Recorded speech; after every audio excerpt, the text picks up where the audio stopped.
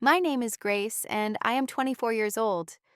I always believed that being born a twin meant I would never have to walk through life alone.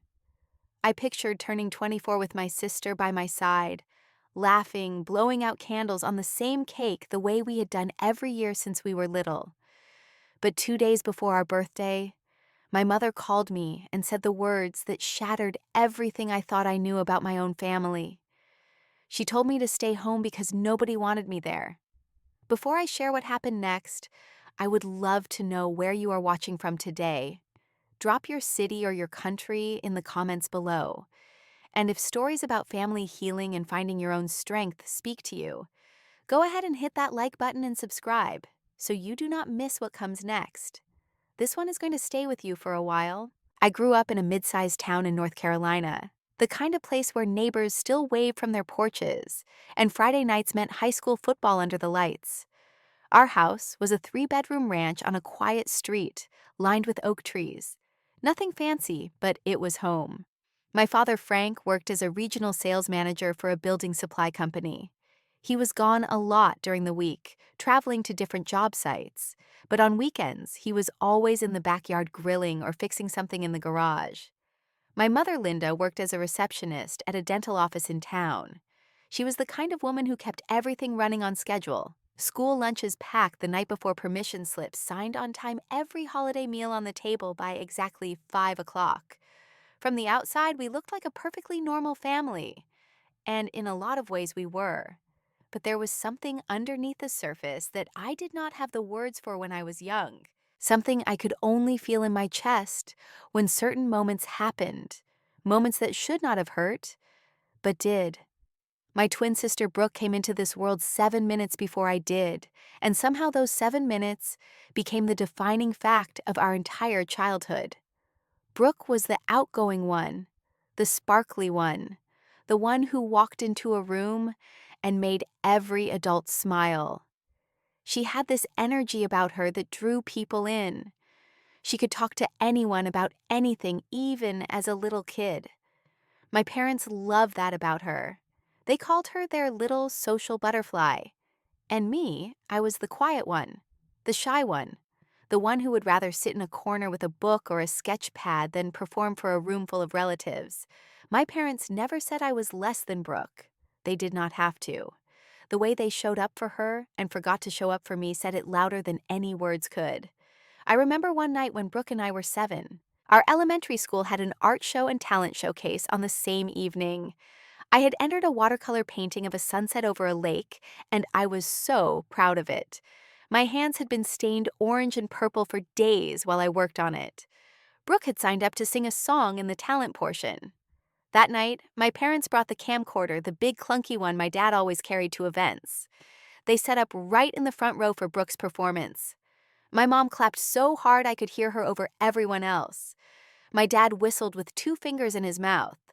When Brooke finished, they rushed up to hug her and tell her she was a star. Afterward, I tugged on my mother's sleeve and led her to the hallway where the art was displayed. My painting had a blue ribbon on it. First place. I pointed to it and waited for her face to light up the way it had for Brooke. She glanced at it, gave me a quick pat on the shoulder, and said, "That is nice, sweetie." Ka. Then she turned to my father and started talking about where they should go for ice cream to celebrate Brooke's singing. I stood there staring at my painting with its blue ribbon, and I felt something I could not name. It was not anger. It was not sadness exactly. It was more like being invisible while standing in plain sight. I took that ribbon home and put it in a shoebox under my bed. I kept it there for years, and every time I opened that box, I remembered the way my mother's eyes barely touched the painting before looking away. When we were 12, I made the honor roll for the first time. I brought my report card home on a Tuesday afternoon and set it on the kitchen counter, expecting my parents to notice. That same week, Brooke had been selected as captain of the middle school cheerleading squad. It was all anyone could talk about at dinner. My dad kept saying how proud he was, how Brooke was a natural leader. My mom brought it up on the phone to every aunt and cousin who called. 5 days went by, and my report card still sat on the counter unsigned. I finally walked up to my father on Sunday morning while he was reading the paper and handed it to him with a pen. He signed it without reading a single line, handed it back, and said, "Good job, kiddo," without looking up. By the time we were 16, I had stopped expecting the same level of attention. I got my first part-time job at a local bookstore because I wanted to save money for professional art supplies. I love that job. The smell of new pages, the quiet hum of the store, the regulars who came in every Saturday morning. But when I told my parents about it, my mother just nodded and said, "That sounds fine." That same month, Brooke got a hostess position at a trendy restaurant downtown, and my parents could not stop talking about it. My dad said she had real people skills, and that the job would teach her how to network. Nobody ever asked me about the bookstore. Nobody asked what I was saving for. Nobody asked if I was happy. But here's the thing. Despite all of this, I kept telling myself that my parents loved us the same. I told myself they just showed it differently. Brooke was loud and vibrant, so she got loud and vibrant responses. I was quiet and independent, so maybe they figured I did not need as much. I held on to that explanation like a life raft for years. I thought maybe if I just tried a little harder, if I was a little louder, a little more like Brooke, they would finally see me the way they saw her. My relationship with Brooke changed as we got older. When we were kids, we were genuinely close. We shared a room until we were 10. We had inside jokes. We would stay up whispering to each other after our parents turned the lights off. But somewhere around 13 or 14, Brooke started pulling away. She found her group, the popular girls, the cheerleaders, the ones who cared about lip gloss and boys and being seen. I did not fit into that world, and Brooke made that clear in small, cutting ways. She would say things like, "You are kind of boring, Grace," or "Why do not you try being more fun?" She would say them casually, the way you might comment on the weather as if they were just facts and not daggers. I laughed them off every time. But they stuck. They all stuck. The one constant source of warmth in my life was my grandmother, Nana Ruth. She lived about 40 minutes away in a small farmhouse with a wraparound porch and a garden full of zinnias. Nana Ruth was my mother's mother, and she was nothing like her daughter. Where my mother was efficient and distracted, Nana Ruth was present. She looked at you when you spoke. She asked follow-up questions. She remembered the small things. Nana Ruth and I bonded over painting. She had been an amateur watercolorist her whole life, and when I was young, she would set up 2 easels side by side on her porch, and we would paint together for hours. She never compared my work to Brooke's. She never made me feel like I needed to be louder or shinier. She once held my face in her hands, looked me straight in the eyes, and said, "You have a quiet fire in you, baby. Do not ever let anyone blow it out." I carried those words with me into adulthood like a lantern. Going into my 20s, I still had hope. I genuinely believed that things would shift as we all got older, that my parents would mature in their understanding that Brooke and I would grow closer again. I entered adulthood still waiting for my family to finally see me. I did not yet realize that some people are not looking away because they cannot see you. They are looking away because they have chosen not to. After high school, both Brooke and I attended the same state university. I went on a partial academic scholarship and studied graphic design.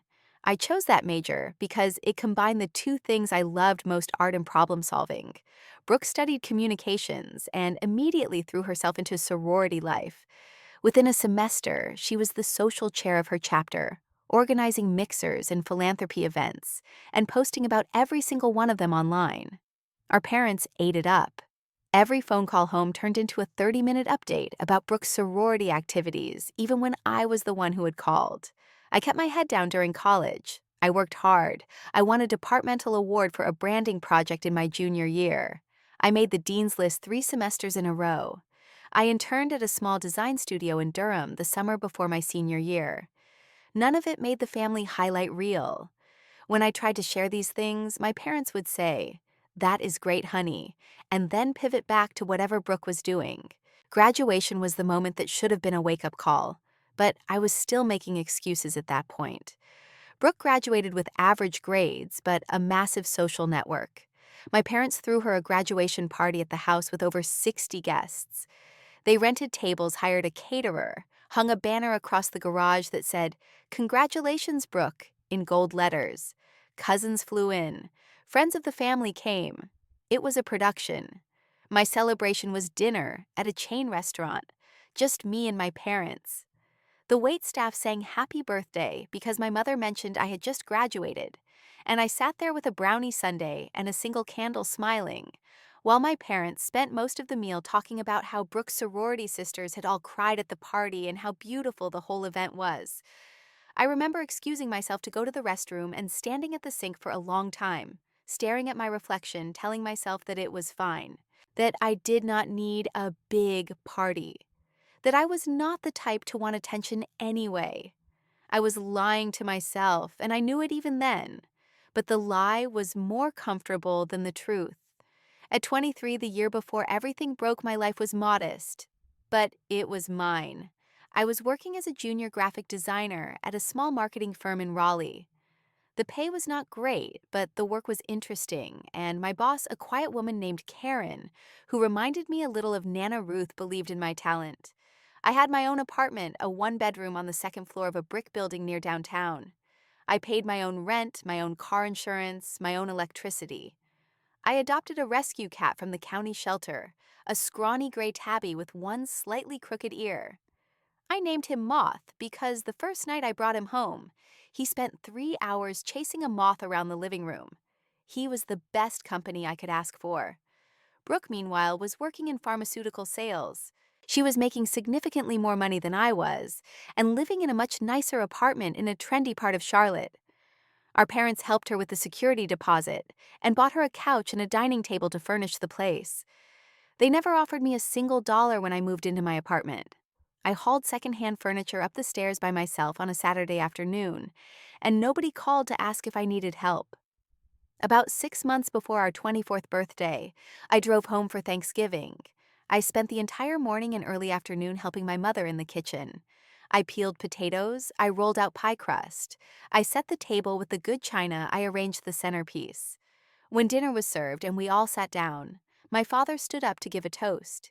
He held up his glass and said, "I want to thank Brooke for always bringing sunshine into this family. Having you at this table makes every holiday special."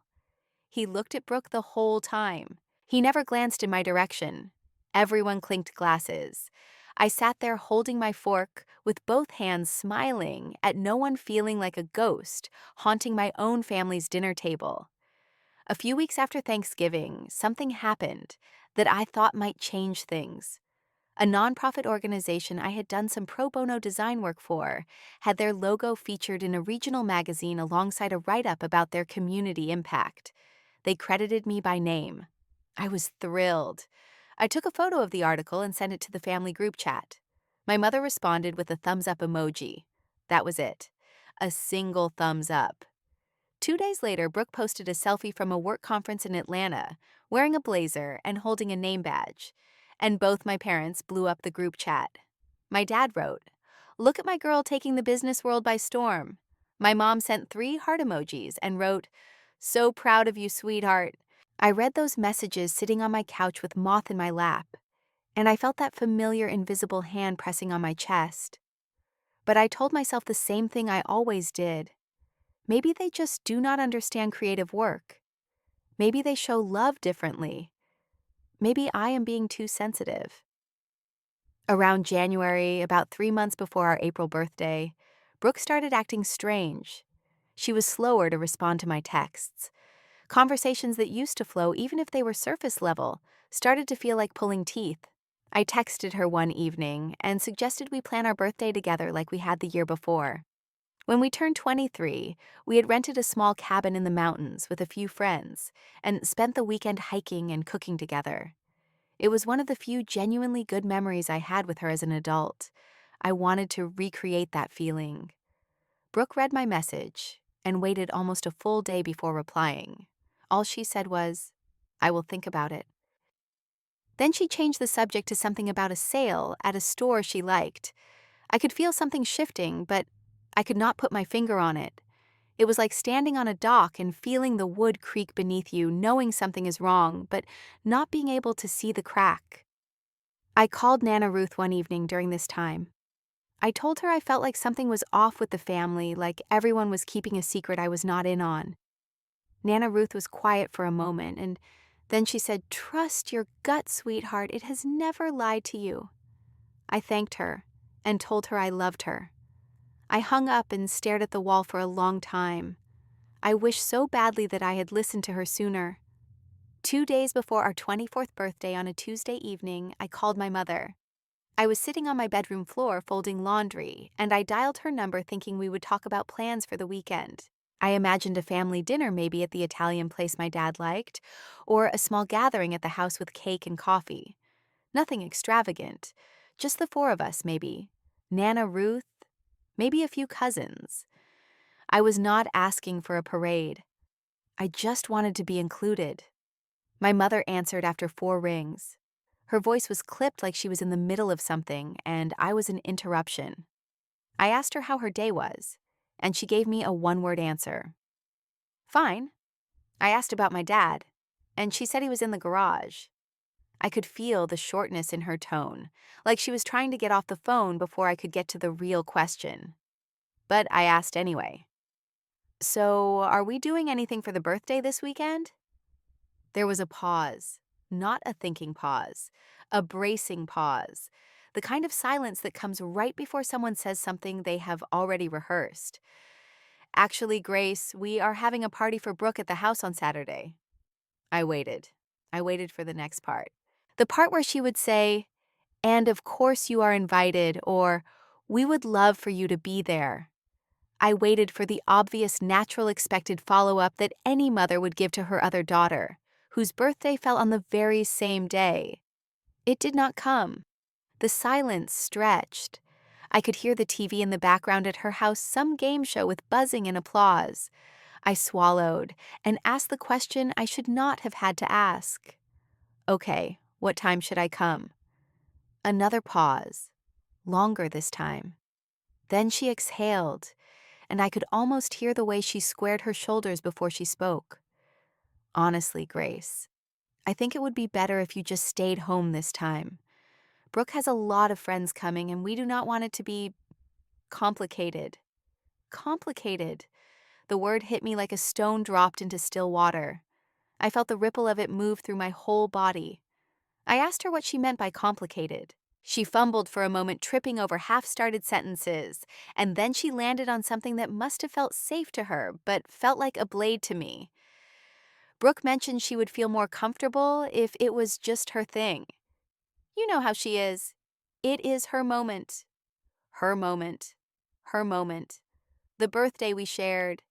The day we were born on the same hospital bed, minutes apart from the same mother who was now telling me I was not welcome to celebrate it. My voice started shaking, but I kept going. I told her that it was our birthday, both of ours, that we came into this world on the same day and that I had just as much right to celebrate it as Brooke did. My mother sighed the way she always sighed when I pushed back on anything, like I was being exhausting, like I was making something out of nothing. "Do not make this into a big deal, Grace. Nobody wants you making a scene." I was not making a scene. I was sitting on my bedroom floor surrounded by clean laundry, trying not to cry. I asked her if my father knew about this. I asked if he agreed. "Your father agrees. We think it is best." And then came the sentence, the one that would replay in my mind for months, the one that cracked something open inside me, that I had been holding together with tape and hope for 24 years. "Stay home, Grace. Nobody wants you there." I cannot describe what it feels like to hear those words from your own mother. I can try, but language falls short. It was like the floor opened up and I was falling, but there was no bottom. My hands went cold first, then my face. I felt my heartbeat in my ears loud and fast, like it was trying to escape my chest. I sat there with the phone still pressed against my ear, listening to nothing because she had already hung up. She said what she needed to say and ended the call like she had just finished ordering takeout. I do not know how long I sat there. It could have been 5 minutes or 30. Moth came and rubbed his head against my knee, and the feeling of his fur brought me back to the room. I picked up my phone and called Brooke. She answered casually like it was any other Tuesday. I could hear background noise like she was at a restaurant or a bar. I asked her directly. I said, "Brooke, did you tell Mom and Dad to exclude me from the birthday party?" She did not even hesitate. Her tone was the same one she'd used on me since we were teenagers, dismissive, slightly amused, like I was a child throwing a tantrum over something silly. "Grace, do not be dramatic. It is just a party. You would not even have fun. You would just sit in a corner like you always do." I said, "It is my birthday too." Brooke laughed. Not a mean laugh exactly, but a careless one, which was almost worse. "Technically, yes, but let us be honest, it has always been more my thing." Then she said she had to go and hung up. I sat in the silence of my apartment and I cried. Not the quiet kind of crying I was used to, the polite tears I had trained myself to shed so that nobody would notice. This was different. This came from somewhere so deep I did not even know it existed. My chest heaved. My throat burned. I pressed my face into a pile of clean towels and sobbed until my ribs ached. When I could breathe again, I called the one person I knew would not dismiss me. Nana Ruth picked up on the second ring.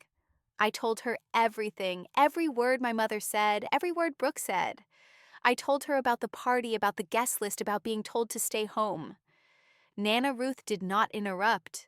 She let me talk until I ran out of words. Then she was quiet for a long time. So long I thought maybe the call had dropped. Finally, she spoke. Her voice was low and steady the way it always got when she was holding back something bigger than she wanted to show. "I love your parents, Grace, but what they are doing is wrong. And you have every right to feel what you are feeling." She did not try to fix it. She did not offer excuses. She just sat with me in the pain, and that was enough. That night, I lay on my couch with moth curled on my chest, staring at the ceiling. The apartment was so quiet, I could hear the refrigerator humming.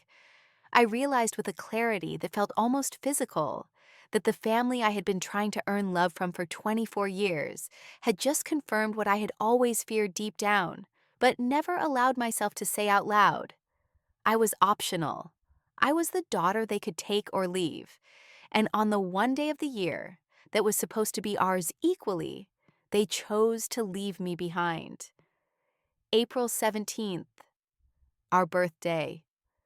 I woke up to sunlight pushing through the blinds, and Moth sitting on my pillow staring at me, the way cats do when they want breakfast, and have no patience for human grief. I lay there for a minute before reaching for my phone. No messages from my parents, no missed calls, no happy birthday, Grace. Nothing. Around 10 in the morning, while I was standing in my kitchen drinking coffee and staring out the window at the parking lot below, I made the mistake of opening social media. Brooke had already posted a photo of herself in a robe with a coffee mug grinning with the caption, "Birthday morning cannot wait for tonight," followed by a row of celebration emojis. Friends and coworkers were already flooding the comments with excitement. I read a few of them before I put my phone face down on the counter and walked away. I decided I was not going to spend the day in bed feeling sorry for myself. That is what they expected of me. That is the role I had always played, the quiet one who absorbed the hurt and carried on without making noise. So instead, I got dressed, drove to the grocery store, and bought myself a small bouquet of yellow daisies and a single-layer chocolate cake from the bakery section. I brought them home and set them on the kitchen table. I put the daisies in a mason jar because I did not own a vase. I looked at them sitting there on the table, bright and simple, and I felt a tiny flicker of something that was not sadness. I spent the afternoon painting. I had been working on a piece for weeks, an abstract landscape in shades of deep blue and gold that I could not quite get right. That afternoon, something shifted in the work. Maybe it was the emotion running through me, or maybe I just finally let go of trying to control every brush stroke. Whatever it was, the painting started to come alive under my hands. I worked for almost 3 hours straight without stopping. Later, I took Moth for a walk around the apartment complex. He rode on my shoulder the way he liked to, his crooked ear twitching in the breeze, and for a little while walking in the late afternoon light with my cat perched on me like a parrot. I almost felt okay. But the peace did not last. By early evening, the social media posts started appearing. Not one or two. A flood. Friends of Brooke cousins, coworkers, family friends, all posting pictures and videos from the party at my parents' house. I should not have looked. I know that now. But I could not stop myself. It was like pressing on a bruise just to confirm that it still hurt. The backyard of my parents' house had been completely transformed. String lights were hung between the oak trees in crisscross patterns that made the whole yard glow. There was a massive banner stretched across the back fence that read, "Happy 24th Brook," in pink and gold letters. A DJ was set up near the patio speakers stacked on either side. There was a catered taco bar with a professional setup warming trays and garnish stations, and a guy in an apron assembling plates. Someone had brought a photo booth with props and a ring light. In every picture, people were laughing, dancing, holding drinks, posing together like it was the event of the year. I counted the faces in one wide-angle group photo someone posted. I stopped counting at 70. 70 people. 70 people showed up to celebrate my sister's birthday, which was also my birthday at my parents' house, which was also supposed to be my home. Then I saw my cousin Amanda. Amanda and I had grown up close. She was only a year older than us, and we used to spend summers together at Nana Ruth's house, catching fireflies and making friendship bracelets. In one photo, Amanda was dancing with her arms above her head, laughing so hard her eyes were squeezed shut. In another, she was in the photo booth wearing oversized sunglasses pressed cheek to cheek with Brooke. My Aunt Patricia was there too. Patricia had always made a point of telling people she loved both twins equally, that she did not play favorites. Yet there she was in a group photo with Brooke and my mother holding a glass of wine, smiling like it was the most natural thing in the world to attend a party that her other niece had been banned from. But none of that was the worst part. The worst part was the video. Someone, I think it was one of Brooke's coworkers, recorded a clip of my father giving a speech. It was about 45 seconds long. In it, Frank is standing in the middle of the backyard with one arm around Brooke's shoulders. He is holding a microphone, and the string lights behind him make the whole scene look warm and golden. He taps the microphone once, clears his throat, and says, "I want to raise a glass to my greatest achievement, my beautiful daughter. Happy birthday, sweetheart." Daughter. Singular. Not daughters. Daughter. He had a microphone in his hand. He was standing in front of 70-plus people. And he said, "Daughter," like there was only one. I watched that video 3 times. The first time I felt the air leave my lungs. The second time my hands were shaking so badly I almost dropped my phone. The third time, I did not feel anything at all. It was like the pain had reached a level where my body just turned the volume down to protect me. My mother was visible in the background of several photos, and she looked happier than I had seen her in years. Her face was relaxed. She was leaning into my father in one picture, holding Brooke's hand in another. She looked like a woman who had everything she wanted, and the thing she wanted apparently did not include me. That entire day, I received exactly 2 birthday messages. The first was from Nana Ruth, who called me at noon and sang happy birthday to me over the phone, her voice slightly off-key but so full of love that I had to press the phone against my chest afterward just to hold on to the feeling. The second was from my coworker and friend Denise, who sent a text that said, "Happy birthday, Grace. The world is better because you are in it." I read that text 4 times and saved it. That evening, I sat alone at my kitchen table. The chocolate cake was in front of me with a single candle stuck in the center. I lit it with a match from a box I found in a drawer. The flame wavered for a moment and then steadied. I did not sing. I just sat there looking at it, this tiny point of light in my quiet apartment, while somewhere 45 minutes away, 70 people were dancing in my parents' backyard under string lights, celebrating half of a whole like the other half did not exist. I blew out the candle and ate a slice of cake standing at the counter. It was good cake, sweet, rich. It did not fix anything, but it was good cake. Around 11 at night long, after I had turned off my phone and then turned it back on because the silence was worse, I got a text from Amanda. "Missed you tonight, great party though." I stared at those words for a long time. Amanda did not even know. She had no idea. I had been deliberately excluded.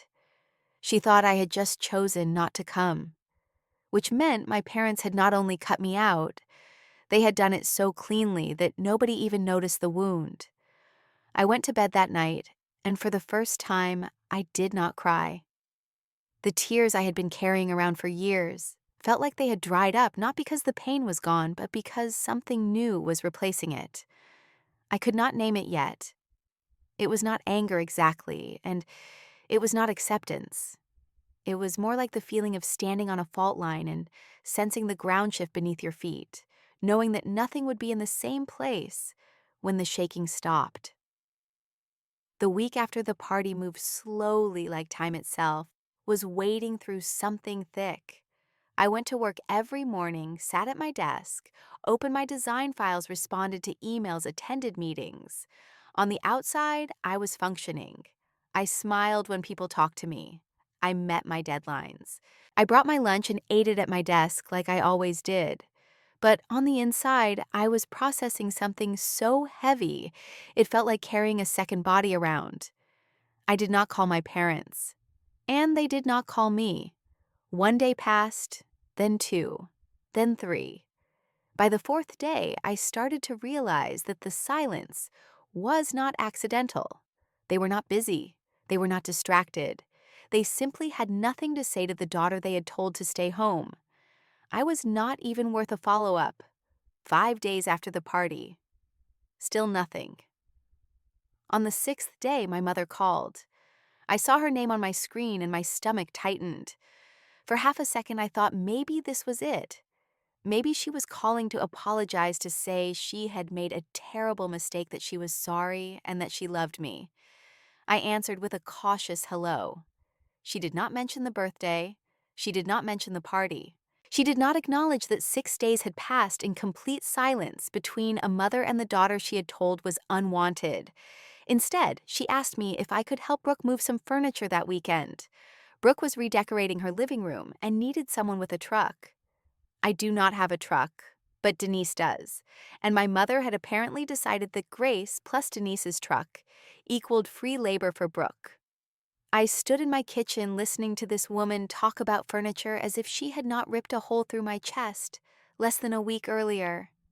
And for the first time in my life, I said, no, not a long explanation, not a negotiation, not a maybe next weekend, just, I am busy. My mother sounded genuinely surprised, like a dog that had been smacked with a newspaper it did not see coming. Busy with what? She said. You never do anything on weekends. I felt the heat rise in my face. Even now, even after everything, she could not resist the dig. But I did not take the bait. I said, I have plans, and I hung up. My hands were trembling, but there was something new mixed in with the fear. It felt like standing up after being on my knees for a very long time. The next day, Brooke texted me. Mom said you are being weird. What is your problem? No greeting, no how are you doing? Just a demand for an explanation wrapped in an accusation. I looked at the message for a long time, typed 3 different responses, deleted all of them, and put my phone in a drawer. I did not respond. The following Monday at work, I sat with Denise in the break room during lunch. Denise was a straightforward woman in her mid-30s, divorced mother of one with a laugh that could fill a gymnasium and a backbone made of something that did not bend. She had been kind to me since my first day at the firm, and over the past year she had become the closest thing I had to a real friend in Raleigh. I told her everything, the phone call with my mother, the phone, the party I was excluded from, the video of my father's speech, Brooke's laughing dismissal, the silence afterward, all of it. Denise listened without interrupting. She ate her sandwich slowly, her eyes steady on mine. When I finished, she set her food down, wiped her hands on a napkin, and said something that hit me like a wave I did not see coming. Grace, you are not the problem in this family. You never were. Nobody had ever said that to me before. Not in those words. Not with that certainty. I had spent so many years assuming that if I was being treated as less than, There must be something about me that was less. Denise looked at me like that assumption was the most absurd thing she had ever heard. She told me I should talk to a therapist. I resisted at first. I told her I was fine, that I just needed time, that I could handle it on my own the way I had always handled everything on my own. She shook her head and said, "Handling things on your own is what got you here. But let someone in." I made an appointment that same week. Meanwhile, the layers of the betrayal kept peeling back, revealing new wounds underneath the ones I already knew about. The first discovery came through Amanda. A couple of weeks after the party, Amanda and I were texting casually, and she mentioned how impressed she was that my parents had pulled the whole thing together in just 2 months. 2 months. My parents had started planning Brooke's party in February, 2 full months before our birthday. This was not a last-minute decision. They did not wake up one morning and suddenly decide to throw a party. They spent weeks booking a caterer, renting tables, hiring a DJ, sending invitations, all while deliberately, intentionally, knowingly excluding me. The second discovery came from my Aunt Patricia. I called her one evening because I needed to know the truth. I asked her directly if she had known I was not invited to the party. There was a long pause on the other end. Then Patricia said, her voice tight with guilt, "Your mother asked us not to mention the party to you. She said you would not want to come anyway." My mother had lied. She told the family that I did not want to be there so that nobody would question why I was missing. She built a cover story to justify leaving me out and made the rest of the family complicit without their knowledge. The third discovery was the smallest, but cut the deepest. Brooke posted a thank you video on social media about a week after the party. She was sitting in her living room, face glowing, hair perfect, and she looked into the camera and said, "Best birthday I have ever had, thanks to the best parents in the world." The video had over 200 likes and dozens of comments from family members and friends, gushing about what an amazing night it was and what wonderful parents Linda and Frank were.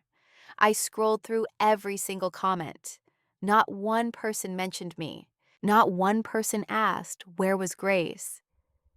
It was as though I had been erased from the family portrait, and the new version looked so natural that nobody could tell anything was missing. These discoveries did not hit me all at once. They came across over the course of 2 weeks, like aftershocks following an earthquake, each one destabilizing the ground I was trying to stand on. I had my first therapy session on a Wednesday afternoon. Dr. Simone Whitfield had an office on the third floor of a brick building near the university. The waiting room was small, with soft chairs and a noise machine that played ocean sounds. Dr. Whitfield was a calm, measured woman who listened more than she spoke. I spent most of the first session talking. I told her about my childhood, about the ribbons and the report cards and the graduation party, about the phone call and the party and the video. I talked until my mouth was dry. At the end of the session, she asked me one question. She leaned forward slightly in her chair, looked at me with eyes that held no judgment, and said, "Grace, what would your life look like if you stopped trying to earn love from people who have shown you they will not give it?" I opened my mouth to answer and nothing came out. I sat there in the silence of her office with the ocean sounds humming behind me, and I realized that I could not answer because I had never considered the possibility. My entire life had been organized around earning my parents' attention, proving myself worthy, waiting for the day they would finally see me the way they saw Brooke. The idea of simply stopping, of walking away from that effort, was so foreign. It felt like someone had suggested I try breathing underwater. But the question stayed with me. It followed me out of the office, into my car, back to my apartment, and into my sleep. It was there when I woke up. It was there when I brushed my teeth and made coffee and drove to work. About a week later, I was sitting at my desk, staring at a blank design canvas on my screen. The cursor was blinking. The office was quiet. And something clicked like a lock turning inside my chest. It was not a dramatic realization with music swelling in the background. It was quiet and simple and devastating. I had spent 24 years auditioning for a role in my own family. I had rehearsed. I had prepared. I had given performance after performance, hoping that one day the casting directors would look up from their clipboards and say, You are exactly what we have been looking for." But they had already given the part to someone else. They gave it to her the day we were born, maybe even before. And no matter how many times I walked into that audition room, the decision was already made.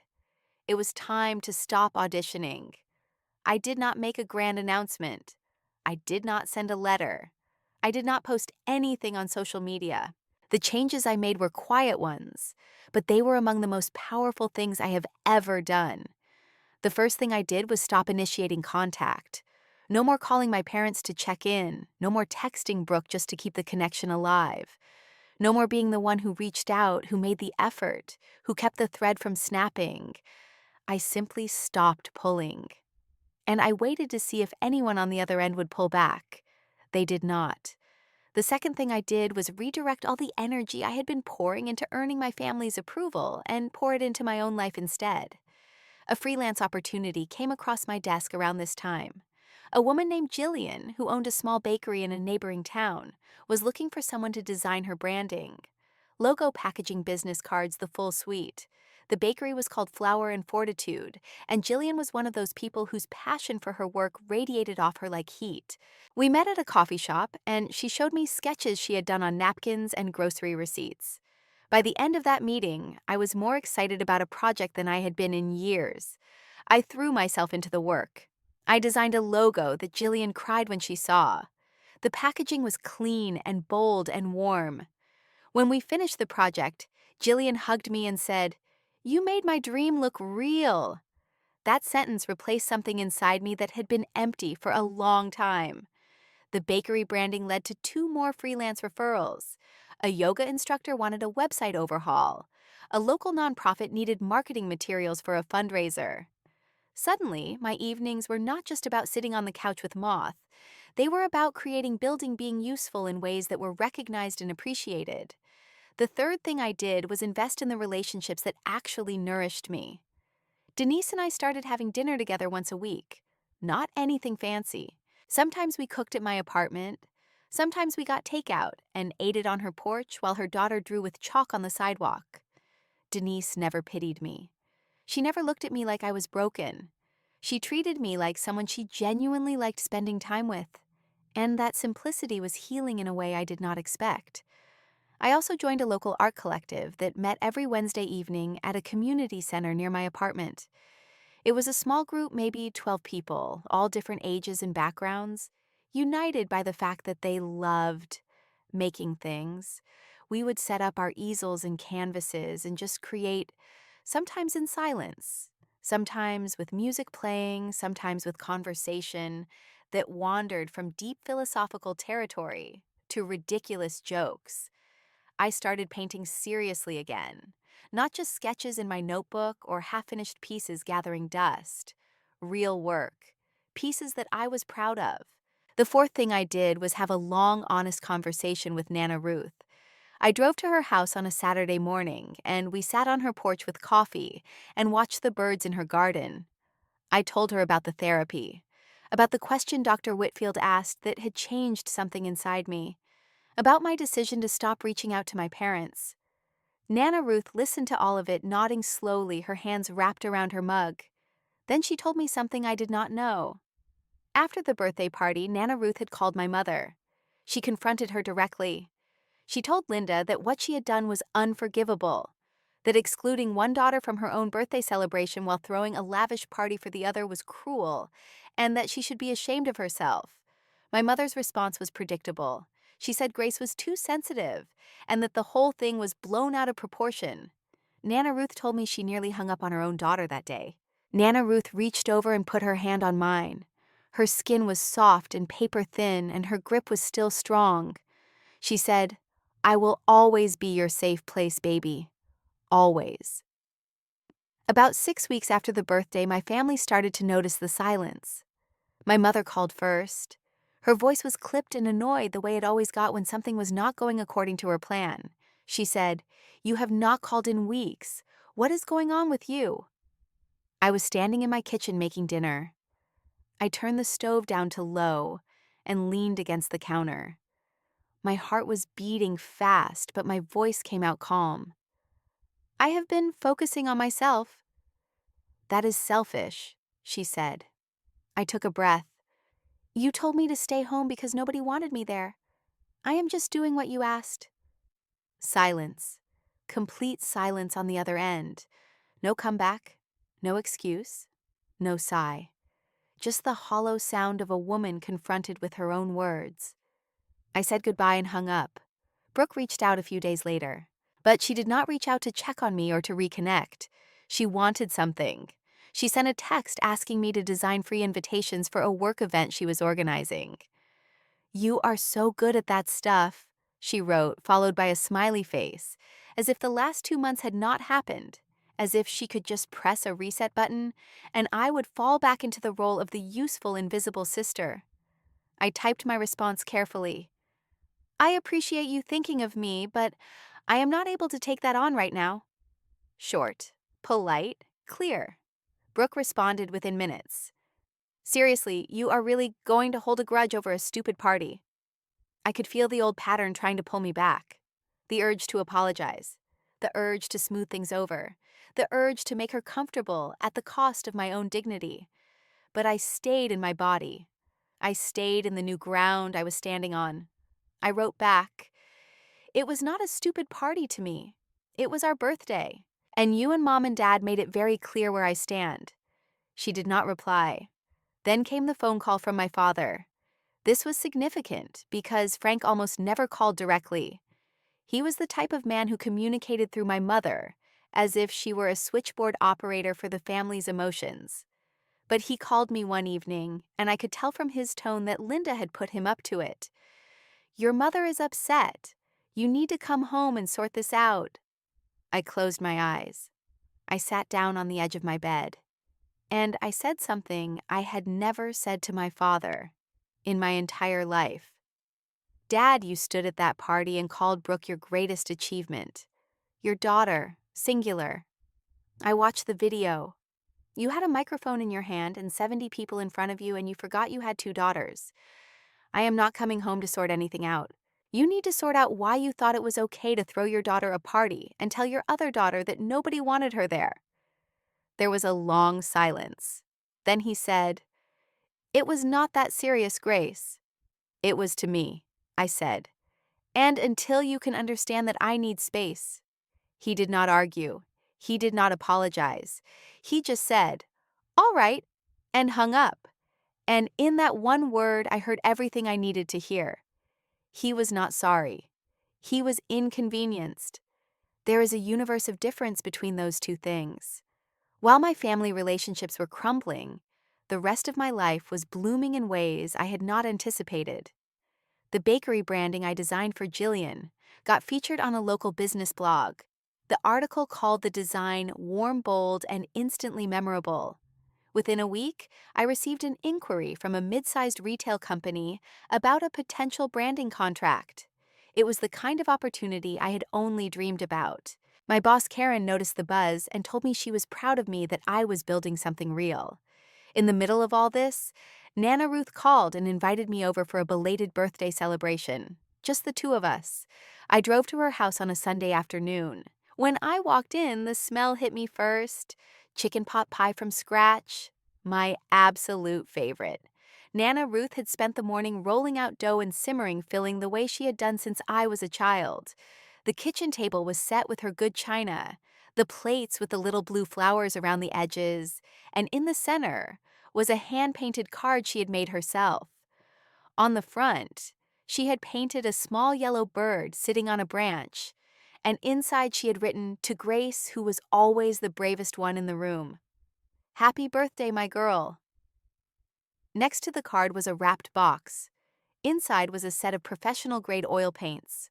Not the student kind I had been using, the real ones. Heavy tubes with rich pigments. She told me she had been saving up for months. I sat at that table and I cried. But these were not the tears I had cried on my bedroom floor after my mother's phone call. Those tears were made of loss and rejection and shame. These were different. These were warm. They came from a place that was not empty, but full. So full it overflowed. Nana Ruth sat across from me and smiled. She did not say anything. She did not need to. I drove home that evening with the oil paints on the passenger seat and the hand-painted card tucked into my bag, and I thought about what it means to fight back. I used to think fighting back looked like screaming, like slamming doors, like giving someone a piece of your mind so sharp it draws blood. But it does not, at least not for me. Fighting back looked like walking away quietly, building a life I was proud of, refusing to beg for a seat at a table where I was never welcome. It looked like chicken pot pie and oil paints and a grandmother who never once made me feel like I had to earn her love. The months that followed were not a straight line. Healing never is. There were mornings when I woke up, and the first thing I felt was the weight of everything I had lost. Not the family I actually had, but the family I had always wished they could be. There were evenings when I would see a commercial with a mother and daughter laughing together over something ordinary, cooking dinner or shopping for groceries, and the ache would return so fast it took my breath away. There were moments when I reached for my phone to call my mother purely out of habit and had to remind myself why I had stopped. Therapy helped me through the worst of it. Dr. Whitfield did not try to fix me or rush me toward forgiveness. She helped me understand the dynamics I had been living inside for 24 years. She explained that in families where favoritism is deeply rooted, the overlooked child often becomes what she called the emotional contortionist, someone who bends and twists themselves into whatever shape they think will finally earn attention. She told me that the favoritism was never about my worth. It was about my parents' limitations, and to some degree about Brooke's need to be the center of attention, a need that my parents had reinforced since birth. I was not the deficient one.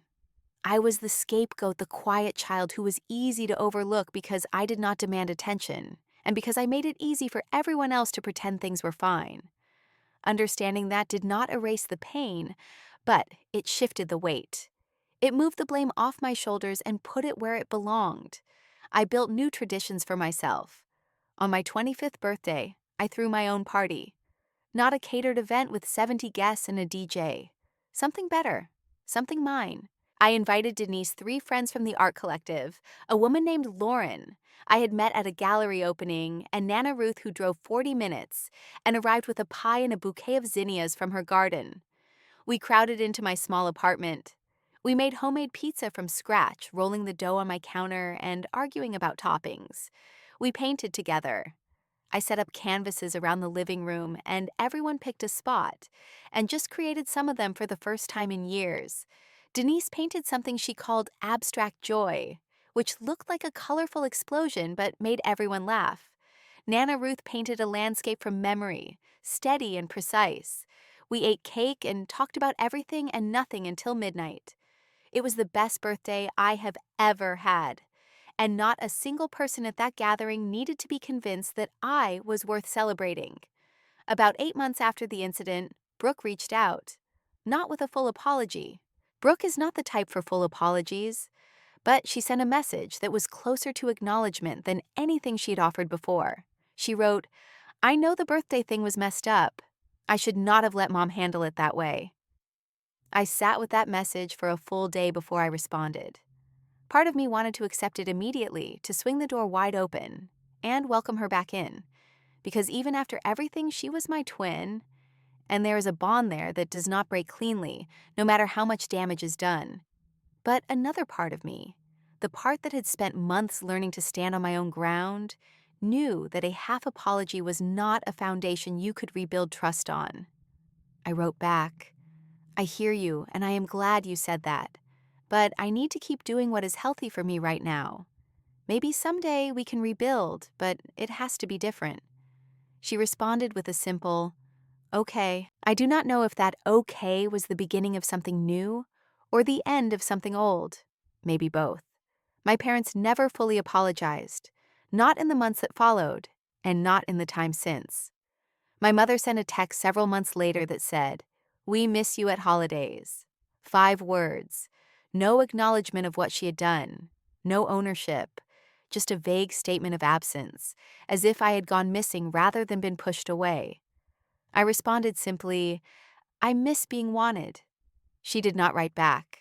Today, my life looks nothing like what I imagined when I was a little girl keeping blue ribbons in a shoebox under my bed. I am still working at the marketing firm, but my freelance career has grown to the point where I am seriously considering going independent. Jillian from the bakery has become a friend. She sends me fresh pastries every time she tests a new recipe. The art collective is my second family. I paint almost every day, and last month one of my pieces was selected for a group exhibition at a downtown gallery. Moth is fat and happy and still chases anything that flies past the window. Nana Ruth comes to visit once a month. Sometimes she brings pie. Sometimes she just brings herself, and that is more than enough.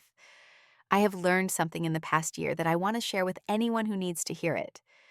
The hardest lesson I ever had to learn was that sharing blood with someone does not mean they are obligated to love you the way you deserve. You can be born into a family and still have to build your own. You can have a mother and still mother yourself. You can have a twin and still feel like an only child. Walking away from my family's table was not an act of anger. There were no slammed doors, no shouting, no dramatic exit. It was an act of self-respect. It was me finally saying, I will not stand in front of people who refuse to open their eyes and beg them to see me. You cannot force someone to recognize your worth, but you can. And this is the important part, you can stop standing there waiting. You can turn around, walk out into the daylight, and start building a life full of people who do not need convincing. The loneliest birthday of my life ended up being the beginning of the most important chapter I have ever lived. The chapter where I finally chose myself. If someone in your life has ever made you feel like you are too much and not enough at the same time, I want you to know something. The right people will never make you audition for their love. And you deserve to stop performing. If this story touched something in you, I would love to hear from you. Have you ever had to walk away from someone you loved in order to find yourself? Drop your answer in the comments below. I read every single one. And if this story made you feel something, if it reminded you that you are worthy of being chosen, please hit that like button and share it with someone who might need to hear this today.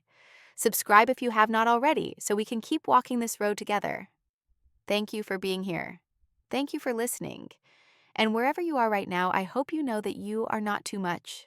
You are not too little. You are exactly enough. Take care of yourself. I will see you in the next one.